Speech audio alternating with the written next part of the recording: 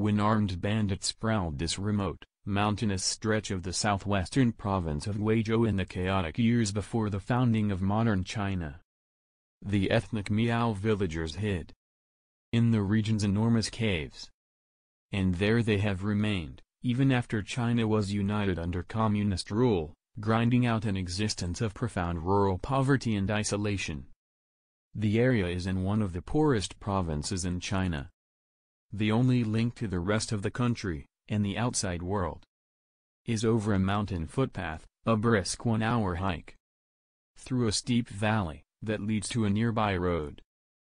Over the past 20 years, though, the caves have become less secluded because of a steadily increasing trickle of tourists who come to experience what local media have described as the last continuously inhabited cave in China.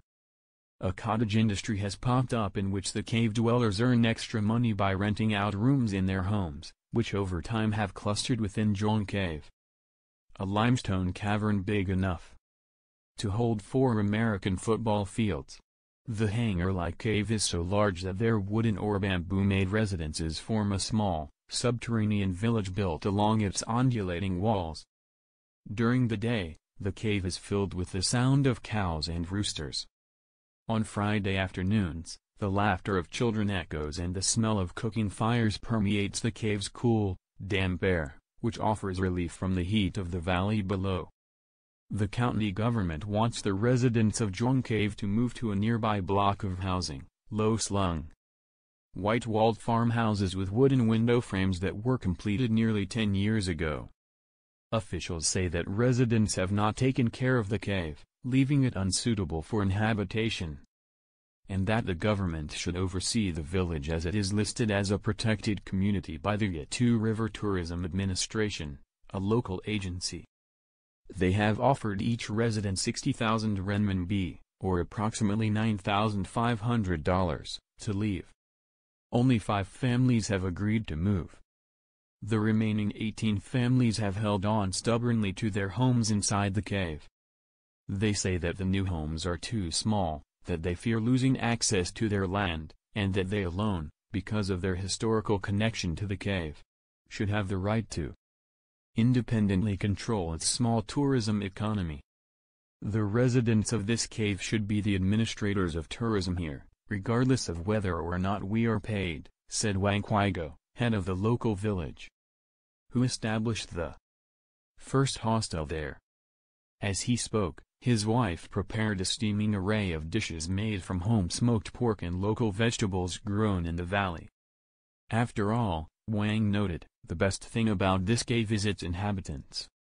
Even residents who are considering moving out seem to agree that $9,500 per person is too little money, especially because many are elderly and speak little or no Mandarin, meaning they could feel isolated if they leave the cave community. They still rely on their nearby land to grow the millet and vegetables on which they subsist. Villagers have also complained about the quality of the new housing, saying it's too small and poorly made. During the 1980s, the outsiders who most often visited the Zhuang Cave were local government officials conducting checks to enforce China's one-child policy. The measure was deeply unpopular among the villagers whose children work alongside their parents in the fields, and tending to livestock. Wang said that during those years, violators of the policy would sometimes be taken away for forced abortions and sterilization. The single greatest change in the history of the cave was the introduction of electricity, only in 2002. Surprisingly, the Chinese government did not bring electricity to the area. Instead, a wealthy American businessman from Minnesota, Frank Better Jr., was responsible. Better first visited the Zhuang Cave in 2002 and would ultimately return several more times, donating tens of thousands of dollars to connect the cave to the region's electrical grid. His continuing financial support also built a schoolhouse and a communal bathroom, and delivered livestock and other assistance to the villagers, dramatically improving their quality of life.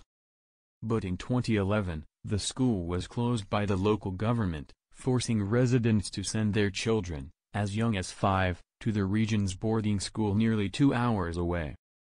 Better died at age 83 in 2007. His emotional connection to the village is still a mystery to the villagers, some of whom remember the few times he visited the cave. Wang Chit-sai, 39, a farmer who also runs a small general store out of his home in the cave, said young people may move out to become migrant workers. But many end up returning to have their families. The cave, he said, feels like home. The weather inside the cave is amazing, he added. It feels like heaven.